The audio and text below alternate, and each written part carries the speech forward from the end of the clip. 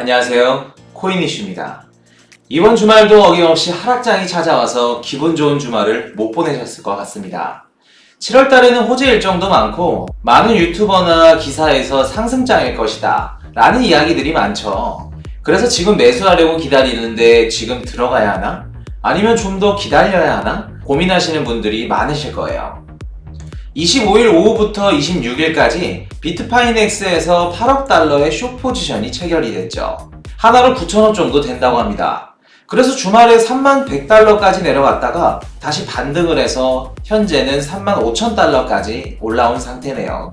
이 반등은 숏을 잡아먹기 위한 움직임이고 저번 주말은 숏 포지션으로 인한 하락장으로 보시면 되겠습니다. 현재 숏 물량들은 거진 다 청산된 상태고요. 만약 여기서 숏 물량이 더 많아진다 그러면 매수 타임이 한두 번 정도는 나올 수도 있을 것 같네요. 그럼 일반적으로 반등하면서 상승장을 그려야 하는데 아직도 몇 가지 악재들이 남아있죠.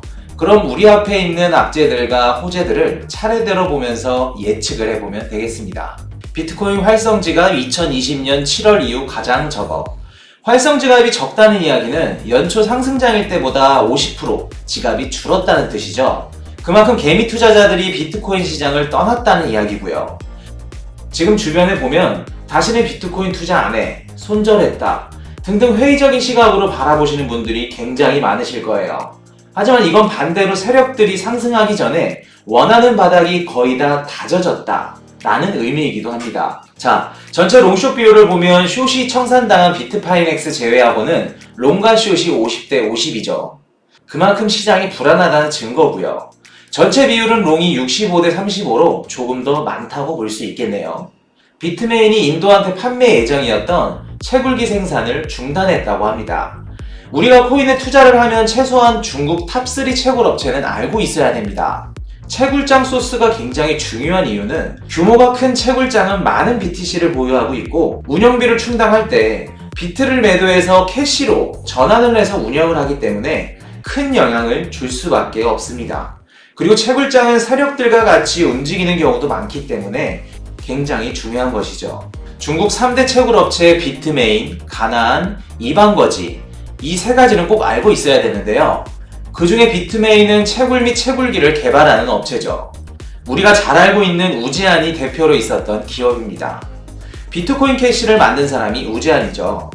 비트코인 캐시는 우리 코인이슈 포트폴리오에도 있는 코인입니다. 2019년 10월 달에 우지안은 비트메인에서 비트미디어로 분리를 하게 되고 그러면서 비트메인 대표는 공동대표였던 진커탄이 대표를 맡게 되었고요. 현재 중국에서 채굴장들을 금지시켜서 다른 곳으로 옮기는 중이죠. 옮기려면 운영비, 이전비 등 자금이 필요하기 때문에 앞으로 비트를 던질 가능성이 굉장히 높습니다. 23일날 비트가 29,000달러까지 하락했을 때도 채굴장이 던졌을 가능성이 굉장히 커요. 지금 채굴장 업체들끼리도 비트를 언제 던질지 눈치 보고 있는 상황이죠. 반대로 말하면 우리는 매수할 기회가 앞으로 몇 번 더 있을 수도 있다는 것이죠. 중국 3대 채굴 업체 중에 하나인 가나안은 현재 카자흐스탄으로 이주 중이라고 합니다. 7월 1일에 비트코인 채굴 난이도를 하향 조정한다는 이야기고요. 해시레이트가 왜 중요하냐면요. 해시레이트는 비트코인을 채굴하는 채굴기의 속도라고 생각하면 이해하기 쉽습니다. 현재 중국에서 채굴장이 정상적으로 작동하지 않고 있으니까 해시레이트도 낮아질 수밖에 없는 것이죠. 그만큼 주말 동안에 비트코인 해시레이트가 조금 올라가는 듯 하더니 다시 많이 떨어진 걸 보시고 있는 겁니다. 아직 이전 중인 채굴장들이 정상적으로 가동이 안 되고 있다는 뜻이고요. 비트코인 가격에 영향을 줄 수 있는 충분한 악재 이슈겠네요. 자, 기사를 보면 지금 하락장 때 장기 보유자들은 12만 BTC를 매집했고 단기 보유자들은 97,000 BTC를 매도했다고 써있네요. 자, 여기서 장기 보유자들은 누구일까요? 장기 보유자들은 세력 플러스 기관 플러스 우리 코인이슈 구독자분들입니다. 세력들이 원하고 있는 방향으로 흘러가고 있는 거죠. 개인 투자자들이 패닉셀을 할 때 세력들은 저렴한 가격에 매집을 계속하고 있고 매집이 다 끝났다 싶으면 그때부터 가격을 말아 올리는 겁니다. 세력들이 매집할 때 같이 매집하고 말아 올리는 걸 지켜보기만 하면 되는 겁니다. 아, 마이너스 50%다. 마이너스 80%다. 하락장이다. 힘들다고 하실 때가 지금 아닙니다. 단돈 10원 한 장이라도 지금 기회가 주어졌을 때 세력들과 같이 매집을 해야 되는 겁니다. 우리는 하락장인 지금 매집을 반드시 하고 있어야 됩니다. 자, 스콧 마이너드 형님 나왔네요. 얄밉게도 한 달에 한 번꼴로 비트는 얼마 간다, 얼마까지 떨어질 거다 예언을 했는데요. 그럼 구겐하임은 어떤 기업인지 한번 알아볼까요? 뉴욕을 본사로 하나 330조를 주무르는 대형 투자회사입니다. 이 대형 투자회사 구겐하임이 우리가 잘 알고 있는 그레이스케일의 비트코인 신탁 GBTC 상품에 간접 투자를 하고 있는 중인 겁니다. 그런 대형 투자회사의 최고 투자 책임자 스콧 마이너드 형님이 비트코인이 2만 달러까지도 갈 수 있다 라고 말하고 있는 상황인 거죠. 근데 이 형님만을 무시할 수 없는 게 330조를 움직이는 투자회사를 바라보고 투자하는 고객이나 수많은 기업들이 존재하는데 아예 근거도 없이 이런 말을 할 수 있을까요? 영향력이 있는 사람이기 때문에 2만 달러까지는 아니어도 그 엇비슷한 금액은 갈 수도 있겠지만 바로 반등이 나오지 않을까 조심스럽게 생각해봅니다. 이 사람은 부자 아빠 가난한 아빠의 저자 로버트 기요사키네요. 앞에 나온 스콧 마이너드 형님보다는 신빙성이 떨어지지만 기요사키도 폭락을 예측하고 있습니다. JP모건 나왔네요. 기관 투자가의 매수 의욕이 부족한 걸 지적했다. JP모건이 기관 투자자가 매수세가 부족하다고 이야기를 했는데 이 기사는 고지고대로 읽으시면 안 됩니다.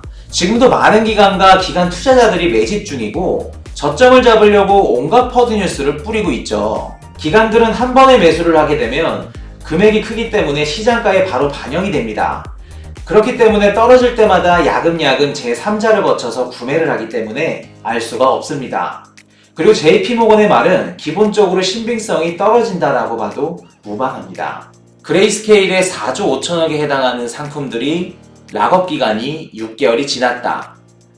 그래서 6월부터는 시장에 팔 수가 있다 라는 이야기인데요. 그레이스케일이 보유하고 있는 비트와 이더들은 보통 장기 투자자들 상품이기 때문에 6월달이나 7월달에 시장에 팔 가능성은 개인적으로 적어 보입니다.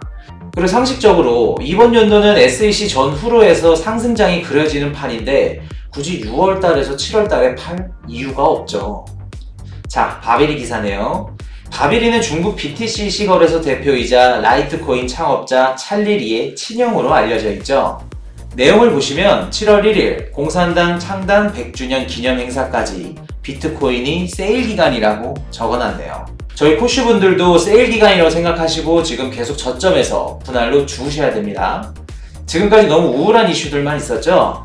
이제 호재 기사를 한번 다뤄볼게요. 브라질 증권거래소 비트코인 ETF 상장. 브라질로 시작해서 나머지 중남미 국가들도 이제 ETF 승인 기사가 계속해서 나올 겁니다. 파라과이에서도 비트코인 합법화 법안을 발표했다고 하네요. 엘살바도르는 9월달 전자지갑 치고를 출시한다고 하네요. 9월달이면 ETF 승인까지 아주 호재들이 넘쳐나는데 아주 적절한 시기에 출시하는 것 같아서 기분이 좋네요. 인도인 암호화폐 투자액 1년 새 2억 달러에서 400억 달러로 증가. 자, 보시면 현재 바이낸스 및 많은 코인 시장에서 주목하고 있는 곳이 인도입니다. 제2의 중국이라고 부를 정도로 많은 인구와 국민들 평균 연령층이 젊어서 코인이 보급되면 굉장히 빠른 속도로 퍼져나가지 않을까 하는 기대감이 모여지는 곳이죠. 한 가지 코인이 딱 생각이 드셔야 됩니다. 인도 관련 코인이요. 자, 오늘 준비한 호재 중에서 이 호재가 가장 큰 호재인 것 같은데요. 23일날 중동 나스닥 두바이에서 비트코인 ETF를 게시했네요. 자, 두바이 비트코인 ETF가 왜 중요한 것일까요? 두바이에서 ETF를 시작함과 동시에 아랍에미리트나 사우디아라비아 같은 산유국들이 ETF 시장에 들어오게 되고 석유 수출 대금을 현재 달러로 받고 있지만 나중에 비트코인으로 받게 된다면 그 파급력은 어마어마할 것으로 보여집니다. 지금 바이든 정부는 달러를 미친 듯이 찍고 있고 전 세계가 미국 국채를 줄이고 있을 정도로 달러 가치에 대해서 의문점을 품고 있는 상황이죠. 그래서 오일 채권이고 달러고 믿을 수가 없게 된다면 그때는 오일머니를 비트코인으로 받게 되는 날이 분명히 올 것입니다. 기사에 대문짝만하게 중동에서 오일 대금을 비트코인으로 받는다 라는 기사가 나오게 되면 그때는 어마어마한 폭등을 경험하게 되실 겁니다. 뉴욕 증시 파월 의장 28일 긴축 정책 전환 힌트 줄까? 6월 28일, 29일 FOMC에서 브리핑이 예정되어 있죠. 내용은 1조 달러 규모의 계획 지출안을 바이든이 연설한다고 하는데요. 100만 달러 이상의 자본이익에 대한 세율을 현행 20%에서 39.6%로 높인다는 소식이네요. 22일 뉴욕 증시가 흔들리면서 선반영되었기 때문에 구체적으로 언급하지 않는 이상 코인 시장에 큰 영향은 없을 것으로 보입니다. 그리고 오늘 29일, 오늘은 경제 성장률이 나오네요. 바이든 경기 부양 정책으로 인해 1분기 때는 6.4% 성장했고 전문가들은 2분기를 10% 성장으로 바라보고 있다고 합니다. 28일, 29일 FOMC 발표에서 테이퍼링 언급을 하더라도 선반영이 되었기 때문에 직접적인 언급이 아니라고 하면 시장 가격에 크게 영향은 없을 것으로 예상됩니다. 그럼 28일자 어제죠. FOMC에서 한 연설을 요약 한번 해드릴게요. 자, 보시면은 CBDC는 변동성이 없으며 각국 중앙은행에서 관리하여 안전하다. 디지털 화폐는 체계적이다. 디지털 통화 암호화폐의 위험성을 줄일 수 있다. 어떠한 상황이 일어나든 간에 최종적인 승자는 과거에도 앞으로도 중앙은행일 것이다. 새로운 법안, 규제를 통해서 안정화를 가져와야 한다. 앞에 있는 내용들로만 봤을 때 기존 금융권의 틀을 지키겠다, 그리고 규제하겠다 라는 내용으로 보이네요. 뒤에 거 보시면 비트코인은 테러, 불법 자금으로 쓰이며 정의상 가치가 없다. NFT는 중심, 노선을 잘 잡을 수만 있다면 살아남을 수 있다. 비트코인은 화폐가 되는데 실패했지만 앞으로 암호화폐를 사용해서 거래가 이루어질 수도 있다. 암호화폐를 사용해서 거래가 이루어질 수도 있다 라고 하면서 약간 희망을 또 주네요. 오늘 FOMC 마지막 연설이 있는데요. FOMC 연설 후에 시장 상황을 관망한 뒤 대응하는 게 가장 좋아 보입니다. 자, 오늘 준비한 이슈는 여기까지고요. 지금까지 코인 이슈였습니다. Hey, I got a confession. Been losing all momentum. Just because it's easy